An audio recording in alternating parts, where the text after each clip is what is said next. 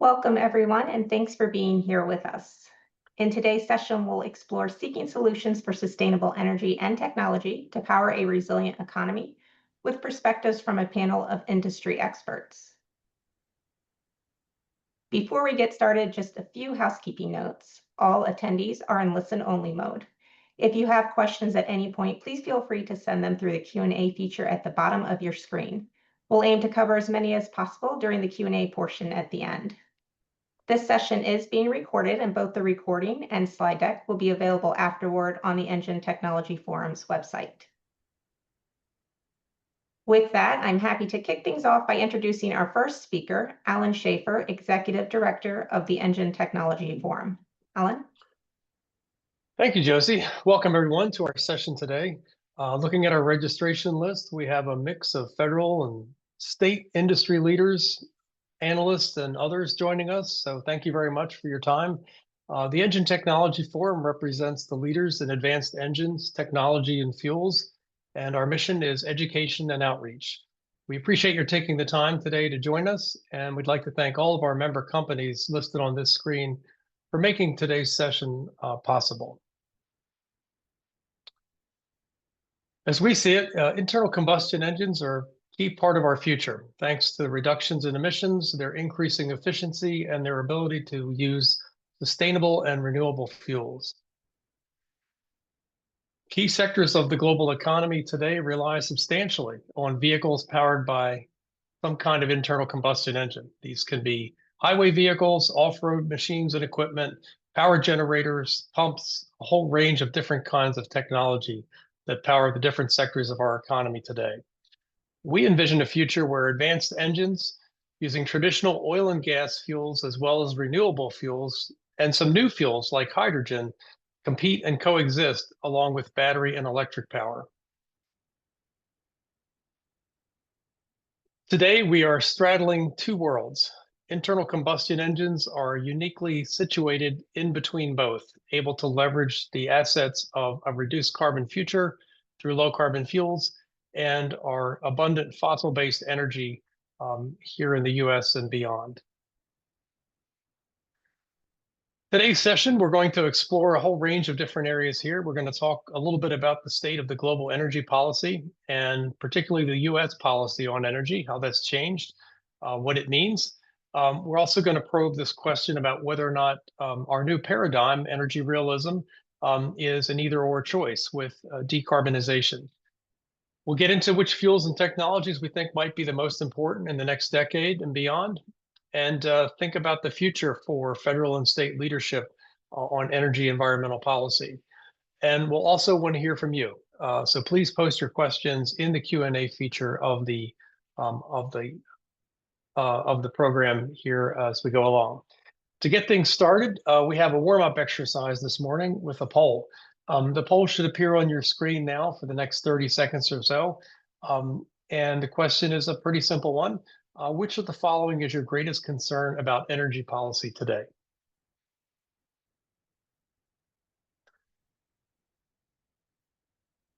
We'll take just a few minutes to allow you to register your vote, and then we will share the results in just a moment. While we're doing that, I'm going to move ahead into introducing our panel. Let's see. We have the poll results. And let's see, are those, I think they should be visible to everyone. You see that affordability comes up number one on the list, national energy security second, access to energy coming in third, and other concerns ranking fourth. Hopefully everyone saw the results of that panel, and that's a great way to get us started. I'd like to welcome our panelists now. First off, Dr. Graham Conway, who leads the sustainability consulting and advocacy practice for the industrial sectors at Pickering Energy Partners. Previously, Graham spent 10 years at Southwest Research in San Antonio, where he led the low carbon technology engineering group. Graham holds a PhD in mechanical engineering from the University of Leeds in the United Kingdom. Tammy Klein is principal and founder of Transport Energy Strategies, a consulting practice that provides tailored strategic counsel across fuels and technology and vehicle landscapes. She's a globally recognized authority on transport energy, combining her legal expertise and more than 25 years of experience spanning the full range of transportation fuels and emerging technologies. Dr. Amaya Joshi is principal of Mobility Notes. Amaya is the founder of the consulting practice and publisher of Mobility Notes. He has nearly 2 decades of experience in the field of transport decarbonization and emissions control. Formerly Director of Emerging Technologies and Regulations at Corning Incorporated, there he oversaw advances in powertrain, engine and emissions control technologies and regulations, with a focus on vehicle emissions in the light and heavy-duty sectors. Welcome to all 3 of you. We are delighted to have you with us today. We're going to make this as interactive as possible, and we're going to go ahead and get started here with a little bit of a keynote presentation in just a second. But this is the format for today. We're going to have that keynote presentation from Graham, and then we're going to get into a panel discussion on these 3 topical areas. And throughout today, we're going to share some insights from our most recent public opinion survey that was conducted for the Engine Technology Forum by Heart and Mind Strategies based out of Reston, Virginia. So we'll share some of those insights as we go along today. With that, let's go ahead and get started.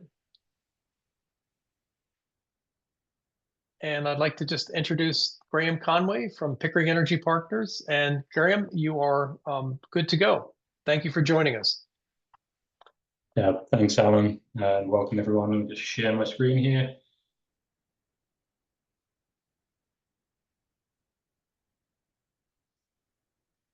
Yeah, hopefully that works for everyone, and I will get into it.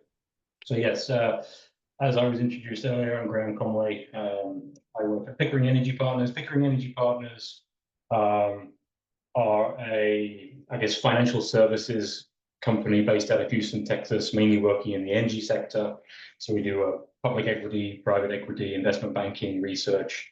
And my group, or my area, the area I work in, is consulting and advocacy, where we monitor policy and regulations and work on environmental and emissions reporting.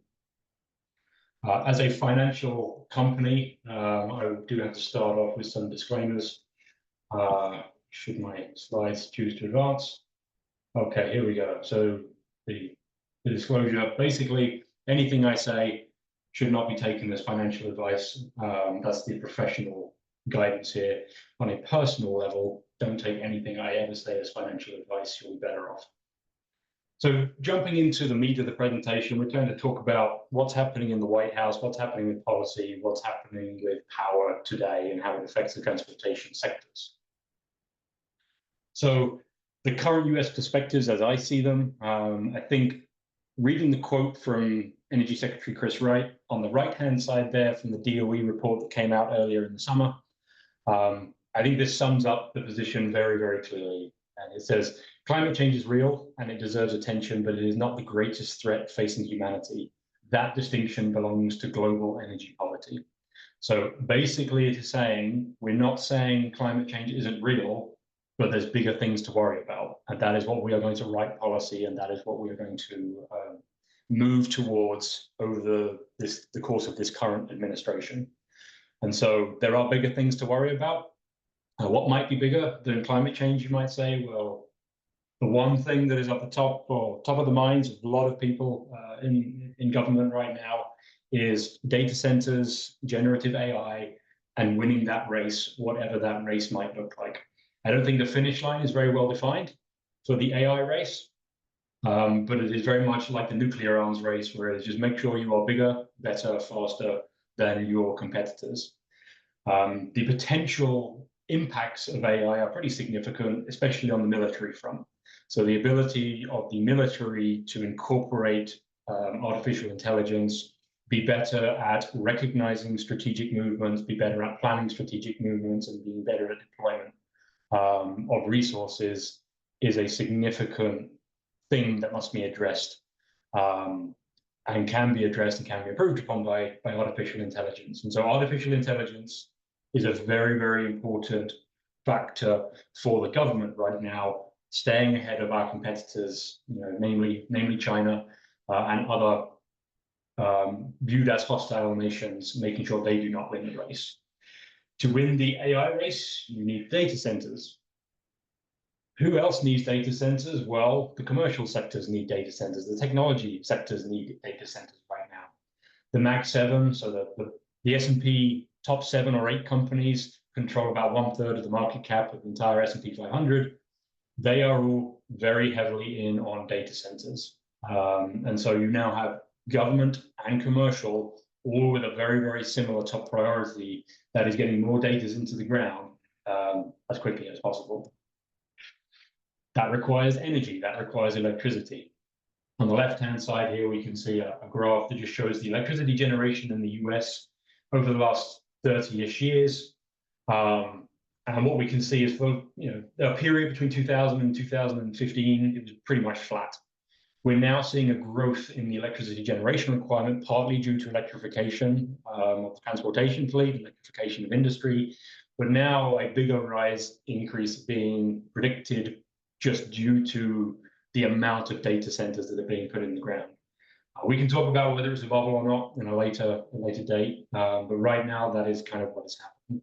On the right-hand side, that shows the duration from an interconnection request to the grid to delivery of power.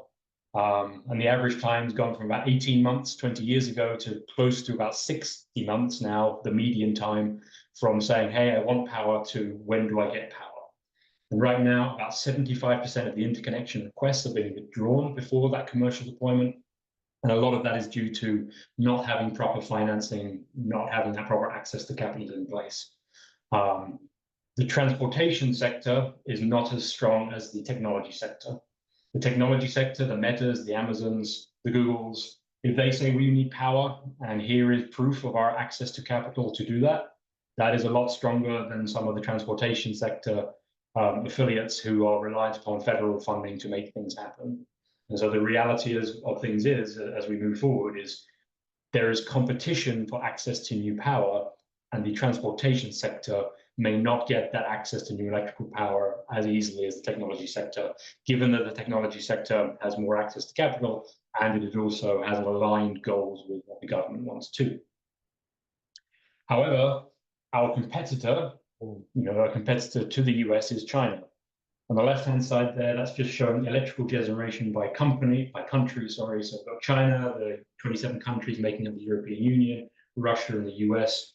You can see 3 of those lines are relatively flat, and 1 of those lines is not. And the line that is not is China. So China is putting a lot of electricity generation in the ground, lots of new capacity.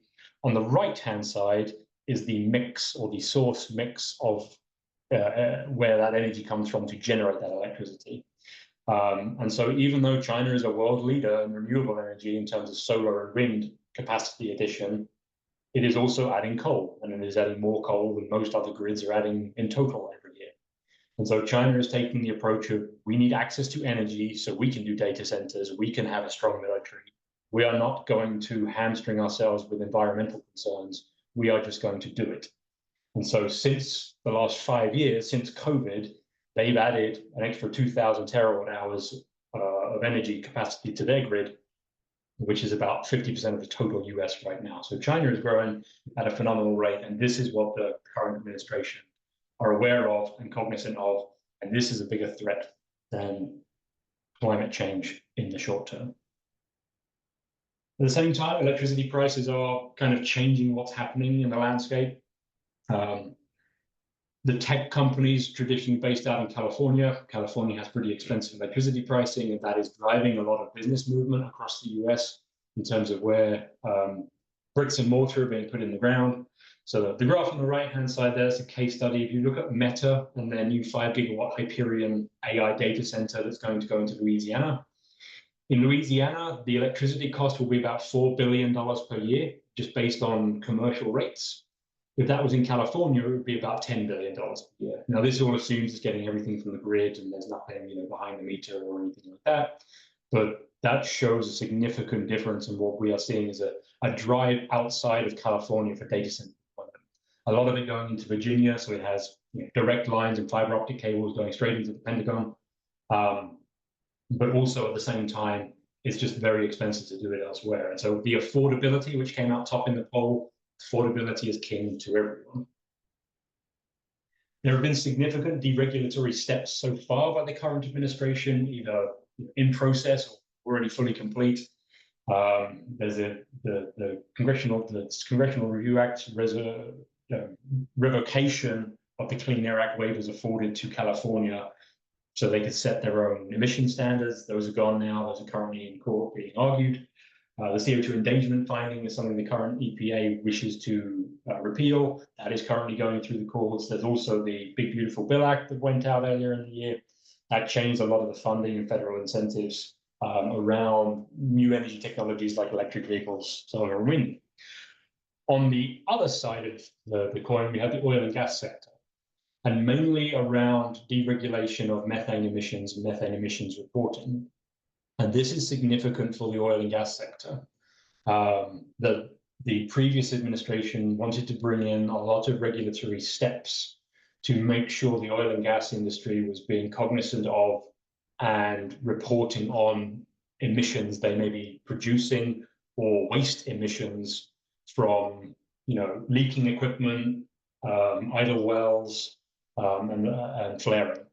And so the deregulatory steps by the current administration are currently moving towards making those a lot more relaxed. An example of why that's important, this is an image from a satellite called MethaneSat. It monitors methane emissions from space, or it did. The satellite went offline earlier this year. Communication was lost with it. But essentially looking at methane emissions in different areas. And so there's a grid in the Permian Basin of about 4,000 square miles. And that singular grid every year produces, in terms of global warming potential, about 3 times the amount of emissions as are being produced by new vehicles added to the light-duty fleet in the US. And so it's a big problem. The previous administration wanted to bring in rules to say, hey, oil and gas, you need to fix this. You can't be doing this. You can't be leaking all these emissions. The deregulatory steps delay this, allowing them to focus on generating new electricity rather than having to go around fixing problems with equipment. And so that's the deregulatory action. That's the deregulatory step, as I see it, is making sure the oil and gas companies are focused on generating energy, generating electricity, so the US can continue to build out data center capability and capacity to be remaining military strength, rather than trying to fix leaking emissions. So again, it all ties into not saying oil and gas or emissions are a bad thing, just saying there's bigger things to worry about today. So what it really comes down to is the US needs power, and it needs it reliably, cheaply, and it needs it now. And so what we're seeing in certain actions and executive orders is kind of focusing on several different areas. One is, it's not saying we don't want to do renewables, so solar, wind, batteries, there are still incentives out there to do those. There's no rules in place to say you can't do that anymore. But it's also saying, hey, we have other resources available to us here in the United States that we need to rely upon. And so increasing usage of natural gas, deregulating that industry so it can continue to focus on producing more.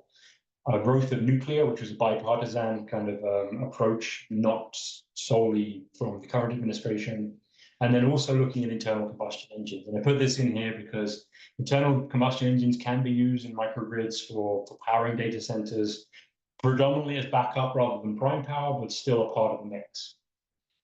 In the transportation space, because we're seeing a growth in electricity capacity needs, it might be a little bit slower on the electric vehicle side to get the charging infrastructure in place, especially for some of the heavy-duty applications and commercial applications. So the internal combustion engine, I believe, can still be a part of the immediate solution over the next few years. But then obviously we have to ask the question, well, what about the emissions? The emissions are a problem. What can we do about them? And that ties into the next section here, where we're going to talk about life cycle analysis and true emissions accounting. An example I've used before, many people will have seen this, they've heard me talk in the past, but how we currently regulate emissions from our transportation fleet is flawed. We put a device in the tailpipe of a vehicle and we measure the CO2 emissions. And that vehicle is graded on whether it is a clean or an unclean vehicle based on those emissions. But the example I like to use is, well, what if you were to do that to a horse? Because a horse walks at about 4 miles an hour, It has a certain lung capacity. It breathes at a certain rate. Has a certain volume per mile of breath in and out. That equates to about 530 grams per mile of CO2 at a 4 mile an hour walk out of a horse. So if you just put a CO2 measurement device on the horse, it would produce 530 grams per mile of CO2, which is about 17 miles per gallon equivalent, which is the same as a Corvette. And so hopefully this frames the problem of, if you just look at the tailpipe emissions, you can come up with pretty silly answers. Because the answer you would come up with here is ban the horse. It's very bad for the environment. That's not actually the case, but this kind of nonsensical argument does highlight the need for what I would call life cycle emissions accounting. So life cycle gives context. On the left-hand side here, we can see the fuel cycle for that car, for the Corvette. So we will dig oil out of the ground, we'll process it, we'll refine it, we'll deliver it to the gas station. And then when that hydrocarbon fuel is burnt in a combustion engine, it releases CO2. So we're essentially taking trapped carbon from under the ground and putting it into the atmosphere as CO2. Why is the horse different? Well, the horse breathes out CO2, CO2 goes into the air, plants use that CO2 to grow, the horse eats the plants, and so that CO2 is captured in a cycle rather than the example on the left-hand side. And so we can see the horse is not as bad as the Corvette in terms of CO2 impact, but based on tailpipe emissions alone, we wouldn't know that. And that kind of brings us on to the next topic here of what do you do? What are the choices afforded to you if you understand this concept? If you take away from the concept of tailpipe emissions only, you take away from the concept of zero emissions vehicles by nature of not having a tailpipe, how might you approach policy? How might you approach regulation? And how might you make changes? There's lots of options for vehicles that you and I might go out and buy. And I'm talking mainly about light duty vehicles here today, just because it's an example case that most of us are familiar with. But the same rhetoric applies to pretty much anything that has an internal combustion engine, whether that's buses, whether that's Class 8 trucks, whether that's ships, whether that's planes, all are kind of encompassed in. If you have a combustion engine, this generally applies, or at least we're talking about similar things on the fuel side. On the car side, the car you go and buy, you have options. You can choose an internal combustion engine vehicle, you can choose a hybrid electric vehicle, you can choose a PHEV or a plug-in hybrid electric vehicle, or you can choose a battery electric vehicle or a BEV. These are the options to you today, and there's various amounts of, we won't get into the nitty-gritty details of which each one uses, but essentially you get more and more electric, less and less fossil fuel use as you move from the left to the right of this graph. But just to say that we're all on the same page before we move forward. What we're looking at here is a life cycle analysis of different powertrain and fuel choices. So this first example, we're going to compare two cars. One is an internal combustion engine car, and one is a battery electric vehicle. These are not necessarily results for a Toyota Camry or a Tesla Model 3, but they are representative of an internal combustion engine sedan and an electric vehicle sedan. So on the left-hand side, we're looking at the total emissions produced by each vehicle over its 160,000 mile lifetime. So I'm sure many people know that the embedded carbon emissions in a battery pack are relatively high compared to a gasoline car. And so there's an offset at mile zero where the electric vehicle has produced more CO2 emissions just getting to the forecourt, getting to the dealership, than the internal combustion engine vehicle. However, because it is a lot more efficient, because it is cleaner, the emissions of that Tesla or that sedan, electric vehicle sedan, over its lifetime are significantly lower than the internal combustion engine version. It takes about 20,000 miles to offset that, and this is generally well accepted in industry. But a lot of life cycle analysis studies will stop there. That's the answer. Look, electric vehicles are better, that's it. But there's more to it than that. What if we were to look at the electric vehicle, but if it's on a high carbon intensity grid, i.e. a grid where most of its electricity generation comes from coal or natural gas? So the Wyoming grid is an example of this. That's that blue line you can see on there now. So now you see that crossover point has moved to about 45,000 miles, but it's still lower at the end of the day, just because an electric vehicle is a lot more efficient.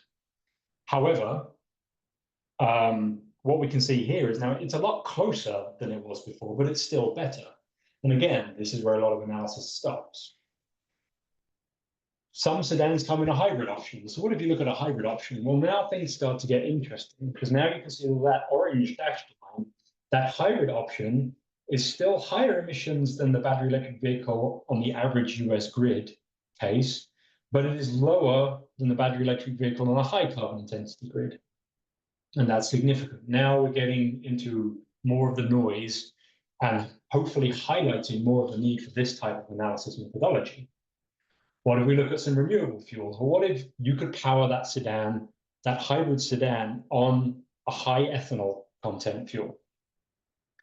Well, now that drops the emissions even further. Now it's not too far away from the electric vehicle, and that crossover point's moved to about 65,000 miles. But okay, we've looked at some low carbon options for the engine. What about where we want to be in the future, which is a highly renewable grid? So the Washington grid today is very, very renewable, a lot of hydroelectric power. It's a very clean grid. So now when we look at it, we see that bottom line, that kind of creamy line on there, hardly any emissions produced over the life of that vehicle, just because the carbon intensity of the grid is so low. And so even compared to the hybrid, we move back to about that 25,000 mile crossover. Lots of lines on this graph here, but it is a complicated story to try and tell. But there's other renewable fuels that look even better than ethanol, just because of the way they're made and how the carbon is tracked through its lifespan. So renewable diesel is an example of that. Now, you can't buy a renewable diesel hybrid sedan today, but if you could, and this is more relevant for the heavy-duty industry, you end up with that dark blue line on the bottom there. So the vehicle is made the same way. The fuel is essentially made with a similar energy intensity, but because you don't have the battery pack intensity in there, after 160,000 miles, it's on par with the best, cleanest case electric grid out there. And so really just talking about it as zero emission vehicles because it doesn't have a tailpipe does not encompass the whole problem at all. There's a lot more to it. And this is the way policy and regulation, I believe, should be written in the future to try to really assess and analyze impacts of choices that we make. So there is no silver bullet. If you overlap all the internal combustion engine, low carbon fuel options with the battery electric vehicle, high and low grid cases, you can see there's a lot of noise there. It's not clear cut as to which is going to be best. Yes, the internal combustion engine can be the worst case. That is, I will not dispute that. But there's also a lot of other secondary cases in there, which means sometimes a choice with an internal combustion engine is better than a fully electric choice today. This changes in the future as things get greener and greener on the grid side, but with the competing demands for adding new capacity to the grid, this is not going to happen in the next 5 years. So if we had the different decarbonization strategies, if we had life cycle analysis, we would look at different fuels. If we don't have life cycle analysis, we end up following the tailpipe route. What is the carbon coming out of the tailpipe? And you come up with different options. I think personally looking at policy from a life cycle analysis point of view is a far better way to go. There are regulations and policies for low carbon fuels in the US today at the state and the federal level. Some of these are being discussed, being renewed right now. So the government is aware of it, people are aware of it, but I think the underlying frameworks of how we say how carbon intensive is a vehicle need to change so that we can continue to allow multiple solutions to our powertrain choices and not just say electricity is the best. I'm going to finish off in the last few minutes on what are some of the market realities today. So again, we're just looking at the light duty sector. I've got 3 markets here. We've got the US on the left, Europe in the middle, and China on the right. And what we're looking at here is the powertrain choices available in those or being sold in those vehicles in those markets over the last 10 years. So on the left-hand side, that gray bar is battery electric vehicles. And you can see we've been flat at about 8% for the last 2 years. We're slightly higher this year, just due to the rush on EV sales in the last month, after the last couple of months before the federal credits went away. That probably drops down towards the end of the year. So we probably end up 2025 at around 8% again. So relatively flat in the US, You can see battery electric vehicles there relatively flat in Europe as well, around 14, 15%. China is seeing the growth. China is seeing the growth in battery electric vehicles now up to about 34%. And over half of the vehicles sold in China are now what we would call electrified. So that it's either a full battery electric vehicle, it's a plug-in hybrid vehicle, or it's a full hybrid or mild hybrid vehicle to some level. US is only about 1 in 4, and Europe is around the 1 in 2, 50% of vehicles being sold. This is the right direction to go. Hybridization makes a lot of sense. It's easier to do. We can do it quickly. These markets have all set targets for where they want to be in the next 5 to 10 years. So how are they doing in respect to those? So the US made a soft target that it wanted to be 50% zero emission vehicle, which would be a plug-in hybrid or battery electric vehicle by 2030. So if we look at the battery electric and plug-in hybrid sales previously, we extrapolate them, you see there needs to be a really big change in the slope of that line over the next 5 years to get there. With the current administration, I don't think that will happen. Europe is pushing for a total ban on the internal combustion engine by 2035. That is how that slope would have to change to get there, not on track to meet those targets. And Europe is currently discussing, what do we do about this? I think that the way Europe is set up with a parliament and individual countries, the parliament may not budge on this rule and the industries will suffer, but we'll wait and see. And China wants to put a ban on internal combustion engine only vehicles by 2035.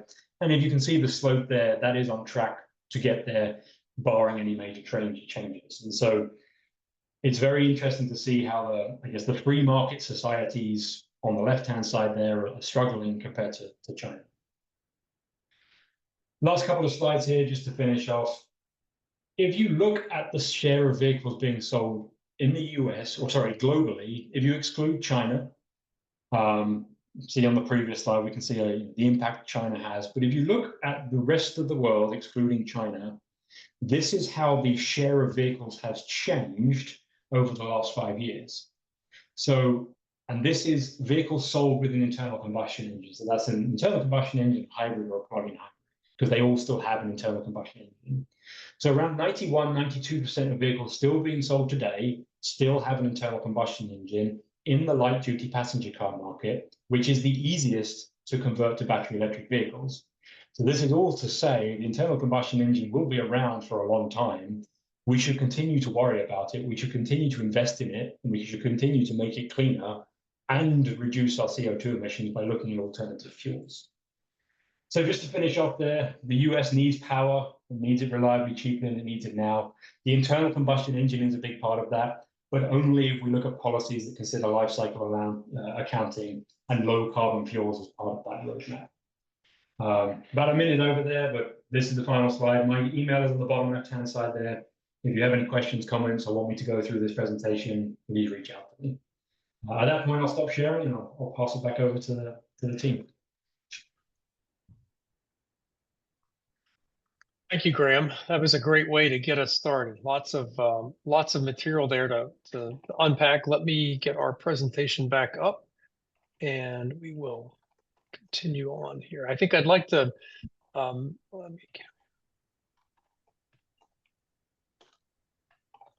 okay. Hopefully, you all are seeing that properly. I'd like to bring in our other panelists now to really just react to Graham's presentation and share your own insights and perspectives here. Tammy, let's start with you. You've got your finger on the pulse of what's happening in the fuel space. What's your take on kind of where we are and the state of decarbonization and where internal combustions fit for the future? Well, I mean, you can see it has really been, to me, kind of an amazing pendulum shift. I mean, it was like swoosh, it was, COP last year, we're doing this, we're moving forward, defossilization, decarbonization, and January 21st, we're going in a different direction. So the pendulum swing, which I think many of us saw this coming.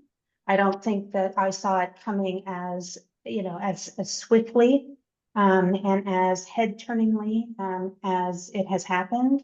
But I think, recalibration is really necessary here. So, what I'm seeing is, 5, 6, 7 years ago, if you talked about the internal combustion engine, its necessity, a whole movement was started by Dr. Kelly Senecal on hugging your engine. Car bans, 70 countries were planning or had announced that they would ban the internal combustion engine. There was a UN resolution, NGOs were pushing it. If you dare to talk about the value of not only internal combustion engine vehicles, heavy, light, medium, or low carbon fuels, you're kind of, canceled and sort of, heretical. We've talked about that personally before.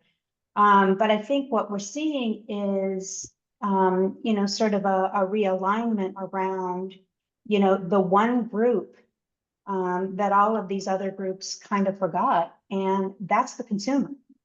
And so I think that some of the presidential campaign and some of the messaging and the media campaign, which I think was very successful by the oil company representatives to sort of highlight this issue. Consumers kind of woke up and go, what do we do? What's happening? What are we doing? We're doing 50% of what? And it doesn't fit into my life. And I live in Chautauqua, Wisconsin, and there's no charging here. And, I can't afford it anyway. And the power's getting more expensive. And so I think, these kinds of things have really raised a lot of questions. What I do find is, and they're all necessary, and they all need to be had. And I think bringing back some realism into what we can do and what we can achieve in the 2040, 2045, 2050 timeframe is really important.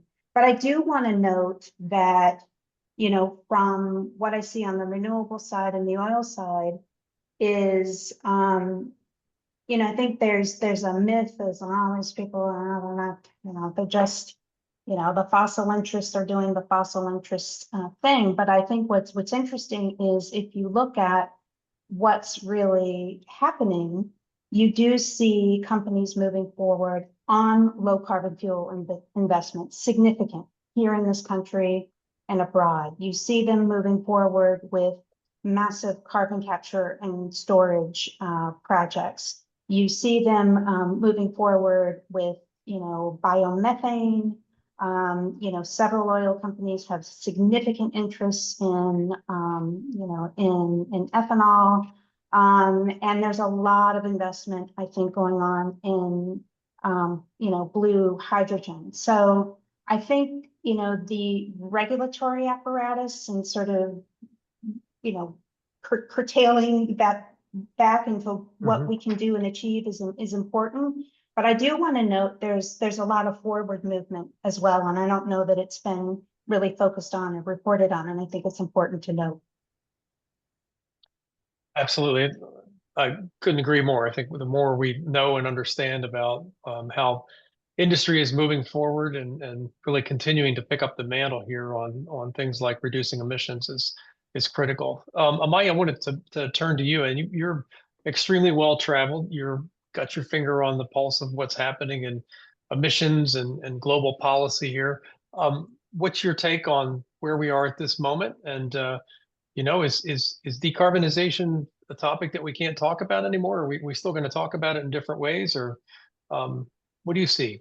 Yeah, we're definitely talking about it and in different ways. I think so. First of all, thanks, Alan, for having me. Thanks, Graham, for setting this up. Fantastic talk, as always. Covered a lot of ground and it was set it up well. I think I'm connecting to what Tammy was saying. Recalibration is the key word here. I think we are still going to all talk about decarbonization.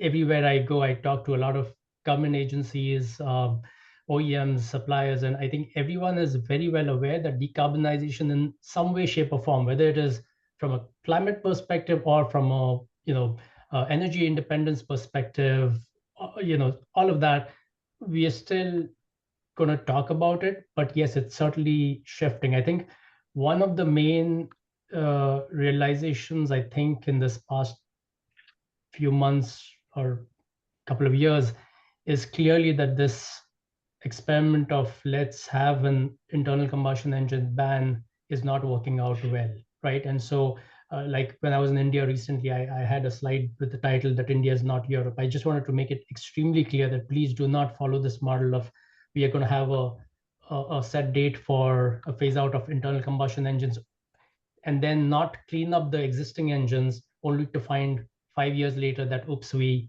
have missed both of the targets. So I think that's an important one to make sure that as we proceed on electrification, to make sure we understand that there's whatever 90% plus internal combustion engines today, we need to clean it up at the tailpipe and decarbonize using renewable fuels. So I think that realization is certainly setting in most regulatory agencies, I would say, including in California. And so that is, we are clearly making a shift there. I must highlight that, yes, most of the world today is still very concerned about urban pollution. I think that trumps everything compared to decarbonization, because that's where millions of people live and reside and work, and they're still suffering with high air quality issues. And so the move towards tighter tailpipe standards is continuing and should continue. And I think that's one of the things that governments are still looking at the US and Europe as leaders of clean air technologies and policies. And that's one where I think we should also just be careful to not sort of deregulate too much to the point that, well, look, if US isn't doing it, why are we doing it? And I must say that, again, recent actions in the US, the heavy duty low NOx, the Tier 4 standards, all of that has been now shown that it can be met with technologies. Already there are engines out there which can meet heavy duty low NOx. So these are all technologies that the rest of the world is seeing, and they're saying that, yes, we can implement those to continue towards cleaner engines. So I think it's a mixed bag. I think, decarbonization, certainly people are being very cautious, both regulators and companies. And then maybe one other thing I'll just quickly add is, I think there's a lot of confusion on, not confusion, but like, what is the best way of investing R&D dollars on so many technologies out there for treating emissions? I think that's what is really holding back a lot of policies on, like, okay, we can't be putting all our money on one basket, like whether it's hydrogen or EV or renewable fuels. Just like, okay, how do we spread it out correctly, taking into account the local constraints? So again, all over the place, but yeah, that's sort of my early thoughts right now. I do think Right. your last point is, if I may, is a really good point, because I think that also exists in the corporate realm as well. I mean, if you think about investments in electrification for OEMs and engine manufacturers, my own count, and this is really conservative, is it's been about $400 billion plus dollars. And now we see that some of that is, is not going to come to fruition and is kind of sunk. So I think now the reticence is, where do we put our CapEx? Where do we put R&D dollars, and where do we put it when there's so much uncertainty out there, regulatory uncertainty. And so I think it's a government policy problem, but I also think it's a corporate conundrum too. Absolutely. I think one thing that came clear, Graham, from your comments, as I interpret it, was, we used to think of energy principally, at least I did, oil and gas. When you think about energy, you think about oil and gas as our primary thing. Electricity was just, sort of there. And now it seems like the focus on electrification and the access to power and whether or not we have enough of it is really, kind of in the driver's seat at the moment for energy policy. Do you agree with that? You think that's where we are? Yeah, I think so. I think we're at a really interesting space right now, especially in the US. There's a lot of challenges for growth right now. We need access to more energy, access to more electricity, but ultimately decisions are made. You know, these oil and gas companies and many parts of the electricity supply chain, they're all based on either publicly traded companies or they're private companies. And so the free market economies drive these decisions. And so if it makes me more money to do this, I will do this. The problem right now is, I guess, entering 2025 under the assumption of drill, baby, drill, and we're going to have oil and gas coming out the wazoo just because we've got so much of it, we're going to produce so much of it, everything will be great. All came to a grinding halt on Liberation Day once tariffs came out and the economy kind of, it slowed down. Now the capital markets are still doing fantastic, but if we look at oil prices have slowly been declining in 2025. And oil prices are now at a point where they're hovering around 60 and dipping below $60 a barrel. That is below the break-even point for operators to make money on taking oil out of the ground. And so you don't drill, baby, drill when every extra barrel you drill loses you money. And so that's kind of the sticking point we're in right now is on the oil side, it's hard to see what to do with it when you bring it out of the ground. On the gas side, there's more use for it because that's a more direct use for electricity. And so there's, ultimately it comes down to what are the free market decisions that make the most money for individual companies. But right now, the intent to drill and have lots of oil flooding the market, cheap gasoline, great trade, that is not transpiring and does not look like it will change too much going into the early part of 2026. However, if there is a ruling on the IEEPA tariffs and those go away, then maybe there's a renewed interest in the economy booms, oil prices change. You know, there could be an environmental disaster that drives up oil price. There could be more tension in the Middle East that drives up oil price. All of these things are the unknowns. But I think generally, they're all making decisions based on what makes the most money. Mhm. And that makes a ton of sense. I did want to bring in one of the insights I think we learned recent survey that we conducted here at the Engine Technology Forum. This is a survey of 800 registered voters in October of this year, as well as some influentials, people that are highly informed and qualified and active in the energy policy space. And we asked the question, overall, how well are each of the following technologies doing under the Trump administration compared to how they were doing under the Biden administration? And no surprises here. I guess maybe some of the intensity of the responses might have been less than we expect. People think that the wind and solar energy sectors, for example, are doing worse, much worse, or somewhat worse overall compared to the previous administration. And but fewer people believe that the oil and gas industry is doing worse than the previous administration, and some believe it's doing better. So I think the public is responding and trying to understand, how this all shakes out. But this is one of the insights that we look to try and help us properly educate folks about kind of where are we with internal combustion engines and renewable fuels. I'd like to jump into our second poll question here, and you see it on your screen there. This is question 2: Are energy realism and decarbonization mutually exclusive? And I guess we think about energy realism in sort of our current administration. That's the paradigm, and decarbonization in an academic sense might have been more associated with the previous administration. But take a moment and fill out your responses there. Looks like we've got a runaway winner. It looks like everybody's of a strong mind that we can have both, but it might depend. It looks like we're sort of still getting some questions there. Okay.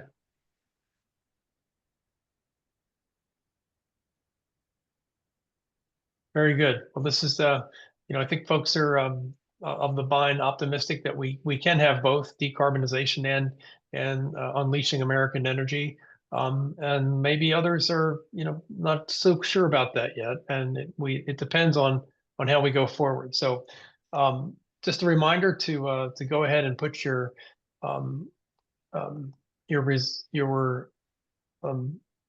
questions in the Q&A box. We've got that available for everyone. I've got a couple have trickled in there. We're going to switch over to our second topic, and this is one on transportation fuels and technology policy. Let's drill down a little bit more on that. We've scratched the surface a bit now, but this is an area that is of great interest to us, of course, because of the transportation connection here. And Amaya, I'll start with you. You're many travels and conversations with clients and policymakers around the world, and you've hinted to this a little bit already. How are you seeing the world look at what the changes have taken place in the U.S. and sort of how is that being received, and what is the conversation around that?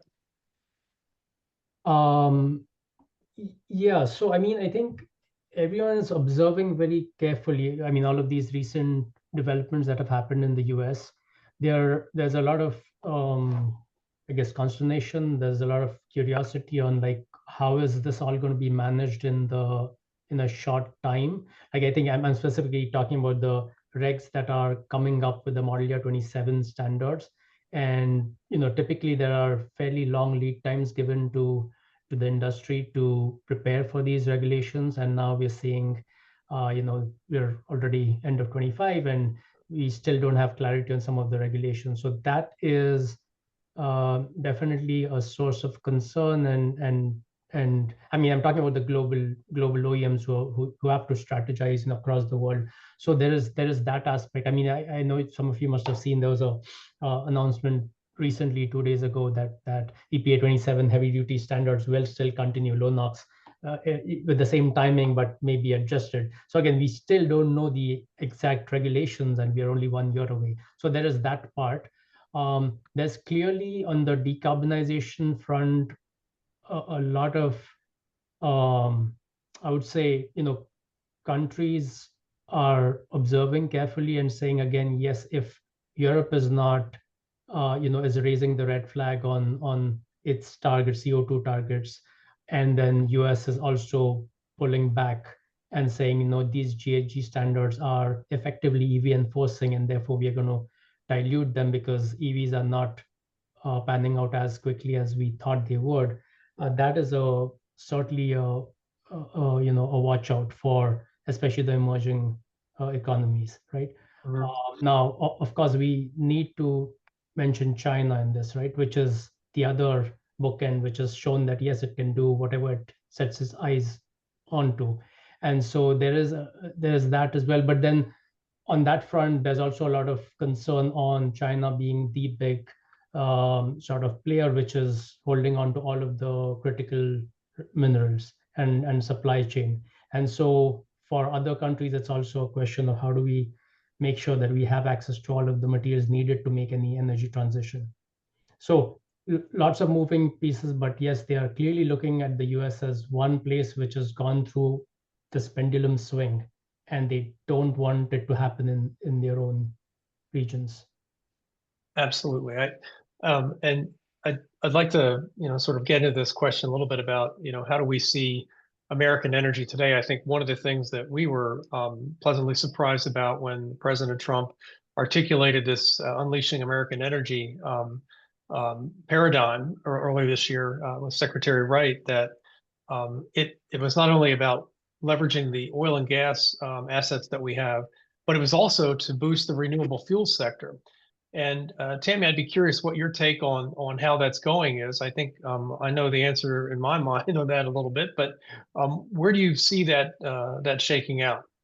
Well, I mean, I think it's good to have recognized that, and also that the administration recognizes the need to develop our own critical minerals and rare earths, and sort of, there's sort of a national security, energy security implication around that, and that they see that. And I think that that's a good thing. I think on the renewable side, on the renewable fuel side, that was really great. But I sort of feel like the administration has giveth and taketh. So, it's great, for example, to boost up the RFS volumes for biomass-based diesel. It's, long overdue as far as it goes, but, the domestic feedstock requirement, is, really is problematic. You get the reasons why, they're looking for any and all opportunities to support, domestic agriculture, a lot of farmers in, deep trouble from financial to, mental health. And it is a sector that really needs support. But I don't think doing that is really going to, help the industry here. So again, it's a really mixed bag. And I think what makes it really difficult is,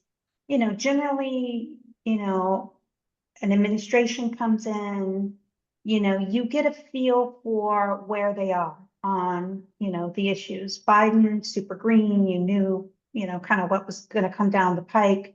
You get a Bush, who was very supportive, and actually did it a lot actually for renewable fuels. You sort of get an idea of their overarching, organizational principle and where they're going on policy. And I think with the Trump administration, it's interesting because they're here, they're there.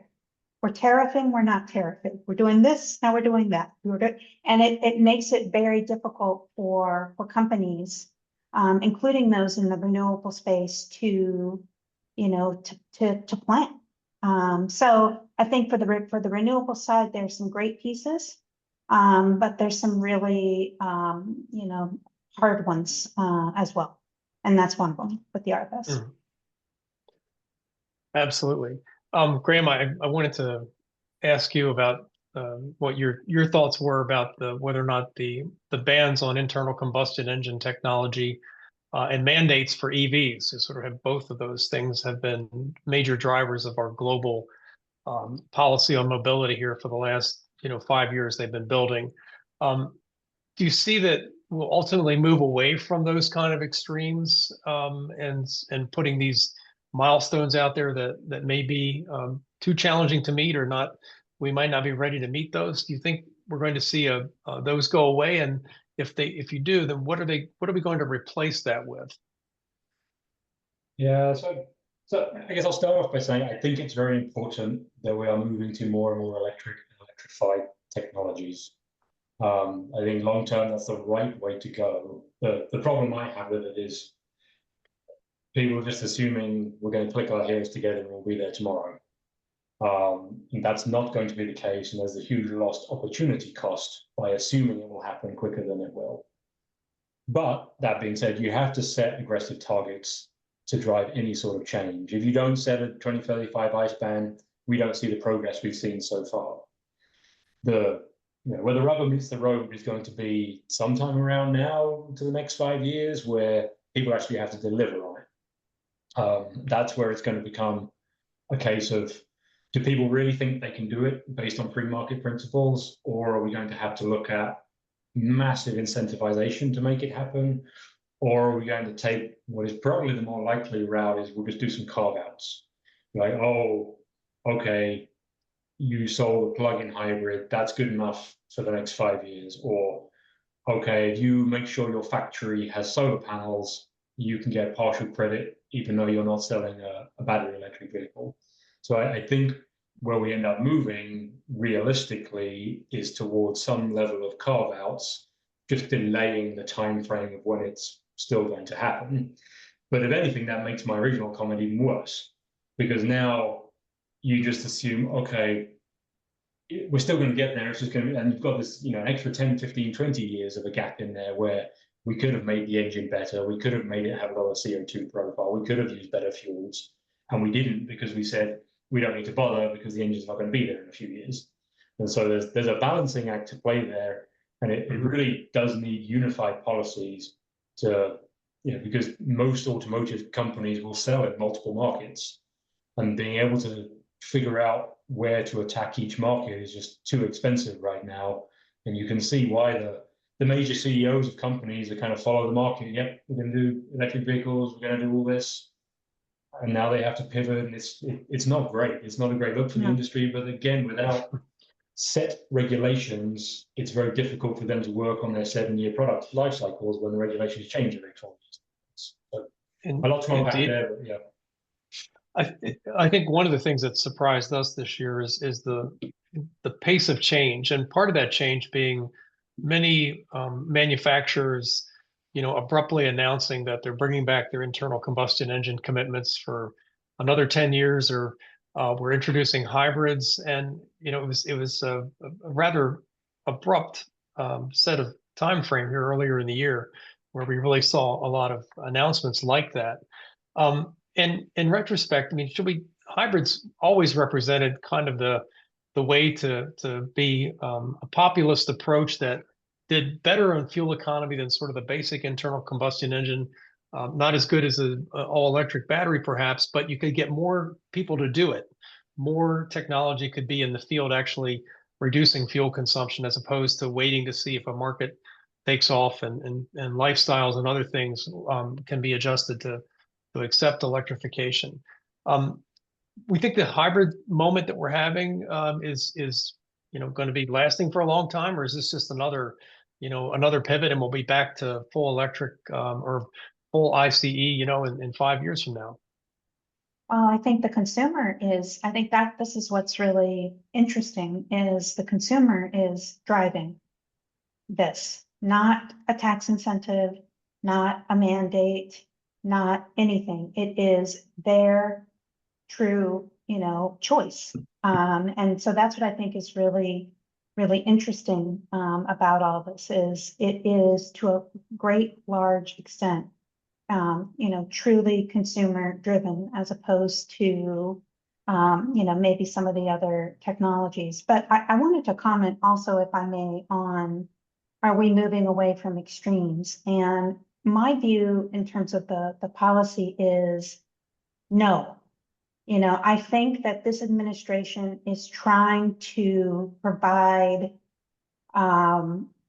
industry, engine manufacturers, and OEMs, and actually oil refining, biofuels, fuels industry, certainty and durability. And it's doing so with, it's trying to do so through the actions that it's taken. And they're willing to do battle with California over, the CRA and ACC2, and they're, willing to do battle, inevitably on the endangerment finding and multi-pollutant rule, so on and so forth. So I think, there is this plan to provide that and to battle it all out, and to get, a court decision, whether it's from the Supreme Court or otherwise, that is, favorable to the type of environment that we're living in. But we don't know what it's going to look like in 2028 and 2029, when, conceivably decisions could be coming around in that time frame. And it sort of also doesn't account for, so there's just uncertainty. What's meant to provide certainty is producing, I think, more uncertainty. And an inability to plan. And it's like, you're certifying to what? So I think that's, a huge issue. And it overlooks the fact that, we could have a Democratic trifecta, meaning, Democratic control of both chambers of Congress and a Democratic president in 2029. It is not out of the realm of possibility. And what do you think the first thing they're going to do is, within the bounds of whatever is decided by the courts, they're going to go for it? And I think that's in the back of, every company's mind. And I would just say, lastly, that, California, instead of, they have decided we are driving forward, we are litigating, we are fighting, we are #resistancing.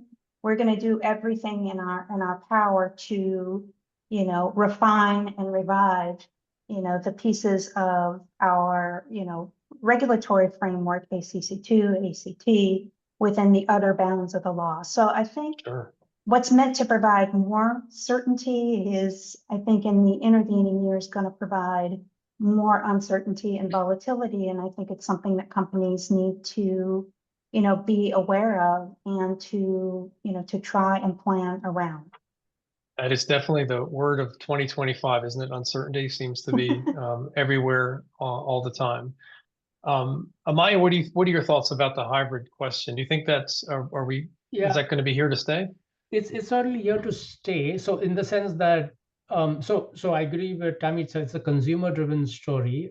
Actually, if you go on NHTSA, and I did this a couple of months ago, and I looked at all of the models that they have there, which offer strong hybrids, and you compare with the ICE only variant, the average increase in fuel economy is 12.5 miles per gallon, hybrid versus non-hybrid, and the average cost and the price difference is $1,800. That's a no-brainer, right? For most people, that's a significant gain in fuel economy for a relatively small increase in price. Even ICCT came out with a report recently where they said that a strong hybrid can offer anywhere from, I think it was like 30 to 40% reduction in CO2, surrogate for fuel economy. So I think that's and for a relatively small increase in price, again, $2,000. So I think the consumer is certainly seeing that it's a no-brainer, as compared to a few years ago where hybridization was certainly more expensive. But I think also just from a perspective of,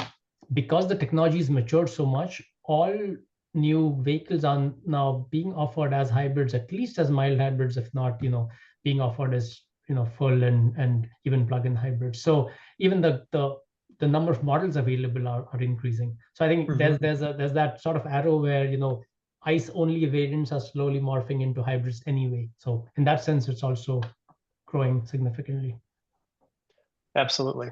I want to move into our next poll question. Let's see here.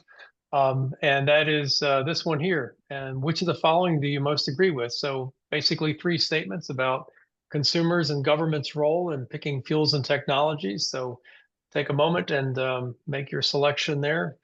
And we will have the results here momentarily. I think just following on the last little bit of conversation there, I think, certainly all the our members and folks in this space, live for certainty, and having an understanding about where the future lies in terms of regulation and milestones is critical.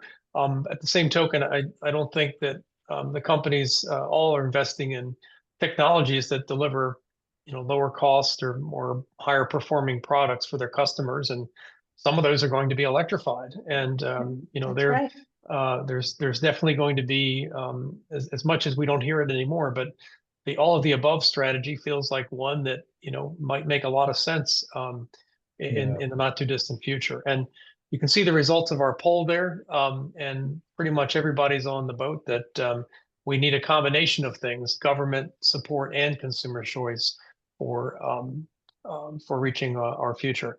Let's, I got one more insight here for everyone, and this is again part of our survey of 800 registered voters and some influentials, and this is a question we asked them about whether or not, to what extent you support or oppose energy policies that focus on optimizing internal combustion engines for vehicles so they have little or no emissions, rather than replacing ICE engines with electric and battery power. And so you get a sense here that registered voters, almost half of them support the idea of making internal combustion engines better, rather than just simply replacing them with something else. And the energy influentials, are more informed audience in this survey, felt more strongly about that point as well. So I think it reflects the time where we know that we have to do better in terms of reducing emissions, and that includes carbon. And there are different ways to do that. So these insights are interesting and a good framework for stimulating discussion. Our last topic for today is our one that gets into the how's things being done, the federal and state policy and the role of government.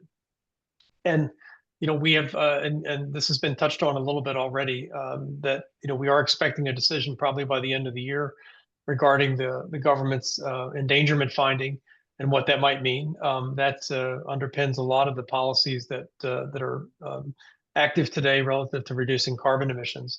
But I wanted to just take it at a very high level, and maybe I'll start with you, Graham. I mean, do you think that we're getting into a new paradigm on energy, on sort of how we think about it and how we might deal with it from a policy perspective? Is it always got to be the federal role, or do we see more states taking the lead here? And as we've been working on some of these issues, you start to see a lot of state activity on data center regulation and all kinds of concerns around that. And then we can sort of finish up with a discussion about California at the end. But I just maybe set us off, Graham, with your thoughts about whether we're headed for a new policy paradigm for energy. Yeah, I think the couple of ways to look at it is, and maybe just playing off of what Tammy and Maya said on the last kind of talking point is, I think the free market, in a democratic, capitalistic, free market forces should drive how the market ends out. But I'm also reminded of what Winston Churchill said, which was something like, the greatest argument against democracy is a conversation with an average conversation with the average voter, or something like that, right? So people still need to be pushed in the right direction, and that's where the policy still need to play a role, which is why I think hybrids are the right role for that. The trouble you get into maybe on state and federal policy is it kind of has to be limited almost to incentives, right? You don't want to start having different levels of emissions regulations in different states, right? When there was a 49 state CARB rule, that was a mess. So if you have a 48 or 47 or a 25, or a 21, just different variations of different rules, it becomes a mess. And so if there is state level policy, it should be focused on things like incentives, but then you look to, well, who's going to pay for it? And if you're a constituent in that state, do you want to pay for it? And so my gut feel is, it's as messy as it is to swing back and forward, it's still better to have a federal level policy that might change significantly every 4 years versus a brewing concoction of state level policies that might end up not being homogeneous at all. And so, yes, state policies can make a role, play a role on the incentivization side, but I think we want to move away from lots and lots and lots of individual regulations. Agreed. Tammy, Maya, what are your thoughts on that? Well, I think I agree 100% with Graham. And I think there's this perception, and I've seen people writing about this already, that, well, if GHGs aren't a pollutant under Section 202, that means the states can go off and regulate and they can do whatever they want. And I would just, we don't have the time to get into the legal particulars, but there are legal particulars, and I don't think that that's true and going to be the case. A court, just as one example, but I think there's statutory ways in which we can look at this. A court can still say, well, maybe not under the Clean Air Act, but this still belongs within the federal government. They can bring up constitutional principles and all that sort of thing. So I just caution everyone that, that is, not only do I think states don't have the ability to regulate for all the reasons that Graham has pointed out, I still don't think in the coming years they will really legally be able to, regulate in this area, at least in the area of motor vehicle emissions and engines. And by the way, that may also include the state of California ultimately as well. We'll just have to see. Indeed. Amaya, what's your take on the state policy issues? You ticked off a few of those earlier. Yeah, completely agree with both Graham and Tammy. I think the last thing we need is more diversity in regulations across the country. I think that certainly would not be a welcome thing for the industry. We don't want a further split in the regs. I think I'll just maybe touch upon California itself, and I see it's on your list, but I think it's a good topic. So in the past few months, we've seen California again beginning to think about their next set of regulations. They understand they're in a tough spot right now, so they cannot actually enforce any standard, but they are giving hints on how they could either provide a carrot and stick approach on existing regulations they've proposed. They're saying that if you do still decide to follow our proposed regulations, we will keep a list of OEMs who are doing that, and we'll reward you in some way, shape, or form. So that was interesting. But I think also the recent the workshop that they had, they call it this drive forward workshops, right? They had one on light duty, now they're going to have one on heavy duty. It was very instructive to look at the elements they're considering. Of course, they have the usual, let's look at electrification, let's look at plug-in hybrid utility factors and stuff like that on there. But they had real-world emissions, including European-style RD emissions in there, which I think was like an absolute, at least I've never heard anyone talk about RD style testing in the US, European style. So they're talking about that. Interestingly, they also talk about incentivizing technologies for GHG reduction, including, for example, ethanol fueled vehicles, hydrogenized, and CO2 scrubbers. They're talking about updating upstream emission factors for ZEV. So I think there's a certain recognition that California also is thinking about broadening their scope and making it a little more aligned with the new reality. Of course, they're still very much focused on getting real world emission reductions, pushing electrification, all of that. But in addition, saying, yes, we do need to look at more technologies. So I thought that was interesting. They seem to be thinking ahead on a different kind of note. I wanted to bring up the issue of hydrogen. I saw it raised in one of the questions we received here, because when you think about states' role in energy policy, if you thought about the idea that we're going to have a diversification of energy sources, and hydrogen being kind of one of the ones that's I would say the best example. If we are to have hydrogen hubs ultimately established in the U.S., where certain regions of the country may be able to leverage that energy asset in a way that other sectors might not. Is that a more likely outcome? And so you think about the industries and things around a particular state or region says, well, the Northeast is going to be, focused on hydrogen because they've got that hydrogen hub there, and folks that, can operate heavy duty trucks or machines and equipment can leverage that fuel supply, whereas folks in other parts of the countries cannot. And we've sort of seen this evolve in the biofuel space initially, right? Where the Midwest had great access to the high quality biodiesel fuels, and other parts of the country not so much. Now we have it, pretty much everywhere. But you think the states can help, maybe generate some this kind of more localized energy assets and leverage those? Do you see that happening? For me, I think I think the desire would be there, and I think plenty of states are doing things in different areas to support hydrogen. But I think without the federal government involvement, the way in which it was, conceived with the original Hydrogen Hubs program and all the other funding that went into hydrogen, I think it's tough, and I think it's tough for states to, try and replace that or step into the gap, even if they come in collectively.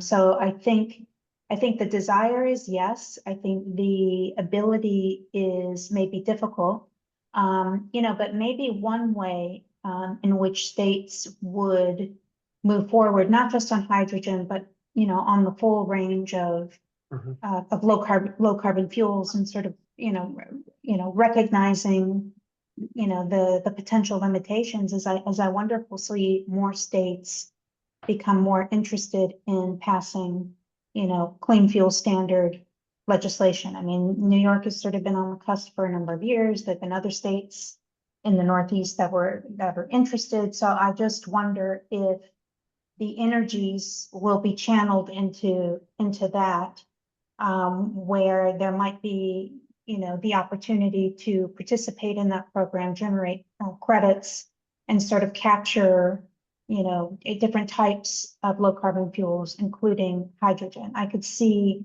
that kind of pathway. Mm-hmm.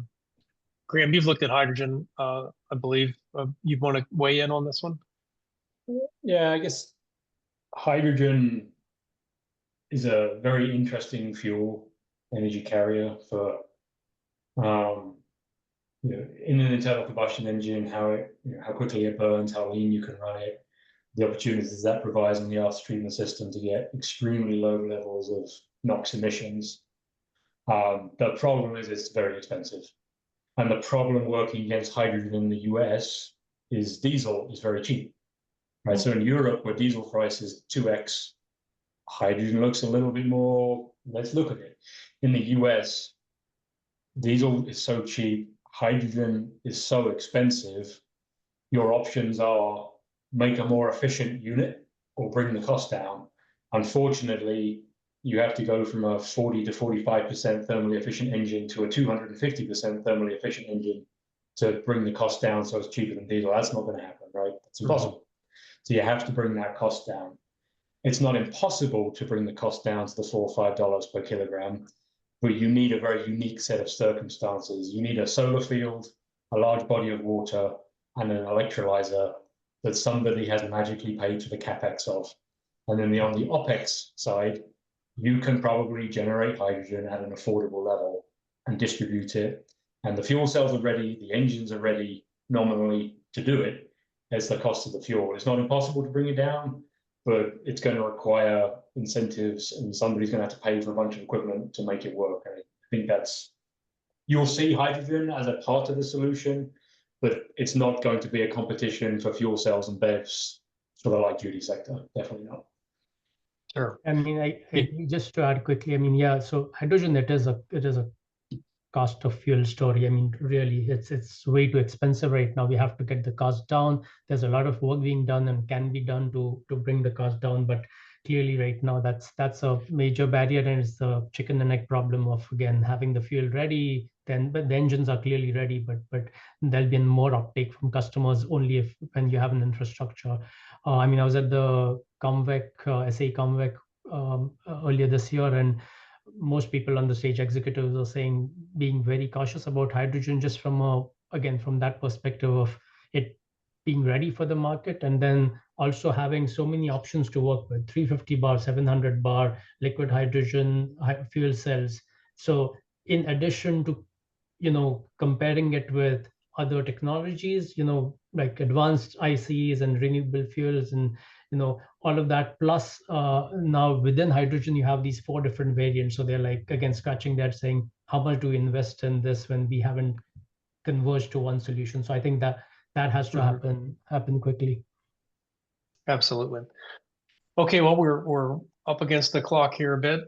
We're just about ready to wrap up, but just one more insight from our survey, and this was one that again asked about what registered voters thought about environmental policy and which option, or excuse me, which opinion is more like your own. On the left-hand side, a person named Miller believes we should expand California's influence on environmental policy to other states and make other states follow California's emission laws. And on the far right is a person named Brown, who believes the federal government should reduce the power and influence of California's environmental policies on other states. And you can see how the results played out here. I think the majority of folks, 6 in 10 registered voters, believe that we should have a more perhaps federally focused energy policy here, and maybe a little bit less on the influential side.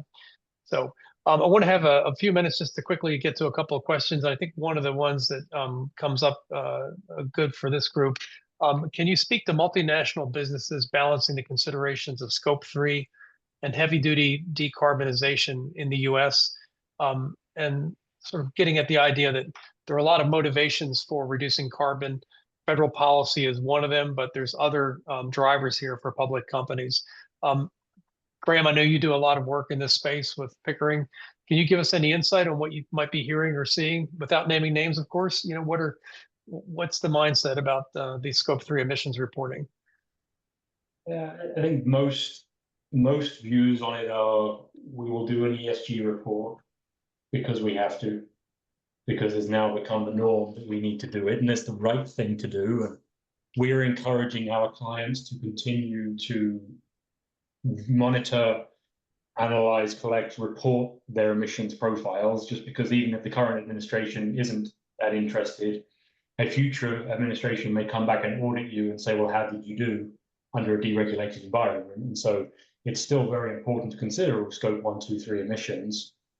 The financial markets I guess, moved or backed off a little bit on ESG and net zero reporting requirements in the second and third quarter of this year. The Net Zero Banking Alliance disappeared, but we're now seeing new frameworks coming out that kind of put an emphasis back on scope 1, 2, 3 reporting. So I think the pressure is going to come more from the financial side and access to capital than anything policy driven for the next few years in the US. We also saw, I think the Ninth Circuit a couple of days ago said, okay, California SB 261, that's not going to happen. So 253 is still in place, 261 is not right now. And so I think even if on the policy side it goes away, the financial push will still be there for companies to have to think about it. Whether they have to spend millions of dollars getting that number accurate, I don't think they're there yet. But in terms of worrying about it, you've still got to worry about where all your emissions end up. Absolutely. Anyone else want to weigh in on that? Scope 3? No, I think Graham said it well. Okay. Very good. Well, in the interest of time, I'll just maybe just ask each of you for a closing thought about, sort of where are we with our on our journey to cleaner environments and the role for internal combustion and other technologies. And appreciate your time today, but give us your final thoughts. So maybe, Alan, I'll go first real quick. I did want to touch upon this question on the non-attainment zones.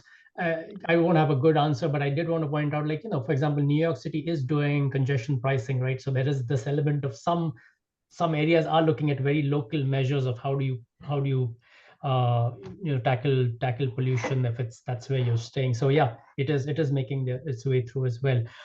No, just in closing remarks, I think I really, I'm a strong believer in good tailpipe emission standards that will ultimately reduce NOx and particulates that are very bad for our health.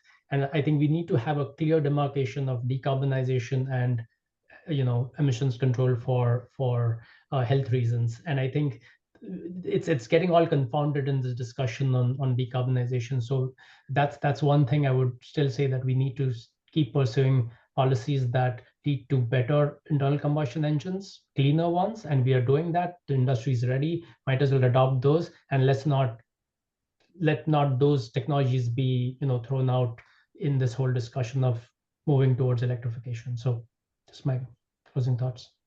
Okay, thank you. Tammy, how about you? Well, first of all, thanks for having me today. I think I would just say, there is, perhaps, things like the energy transition or, net zero, things like that are not realistic right now in the world that we live in, but we still can move toward, adding energy, which we need across the board globally, and decarbonizing, where we can. And I think I think that's, to me, is true sustainability. So we should get away from the terminology of energy transition and net zero, and really return to sustainability. And sustainability has 3 pillars. It has a social element, which we're kind of seeing happening right now with where consumers are, voters are. So there's the social, there's the economic, and there's the environmental. So I think we can continue to make progress. If we keep in mind, again, the elusive, all of the above, strategy, multiple use cases, multiple technologies, multiple fuel types, and less, sort of mandate, command and control, and policies that, sound good when you sign them, but simply aren't achievable. So I think we can continue to move forward on the sustainability side and on the climate realism side. And I think, we can also continue to decarbonize, as well. It's just the realism. You can have sustainability and realism. Thank you. Graham? Yeah, I think it's important that moving forward, people make decisions that are pragmatic and grounded in capital discipline. Look at the thermodynamics, look at the economics of decisions, and use those to guide where we need to go. But at the same time, we need to be cognizant that we do need to decarbonize over a time frame. But as engineers, we like to optimize solutions, and so we can come up with here's the optimum pathway or glide path to get to 100% BEV, and here's how many hybrids we need this year, and this is the fuel we should use. But it's not that's too much to go into. Don't bother. You're kind of going to be at the whim of what's happening to lobbyists in different areas. And so it's kind of let's be pragmatic, let's roll with the punches, and let's continue to just make sure the internal combustion engine is still being discussed and still part of the solution, because you can't wish the alternative into existence. You have to work at it, and it's going to take a lot longer than I think people even today realize. Excellent thoughts to wrap us up today. So I want to really thank our panelists, Amaya, Graham, and Tammy for time today. Really appreciate your insights. Each of them are, as you can tell, seasoned experts in this area and provide a lot of context and capability. So we're in your debt to have been part of this today. We have other resources that are available if you want to further discuss these issues. And of course, we're always interested to chat with anyone who wants to talk about internal combustion engines and technology choices and fuels. So with that, we'll end our session for today. And thank you all for joining, and wish everyone a great day. Thank you. Thank you. Thank you. Thank you. See you.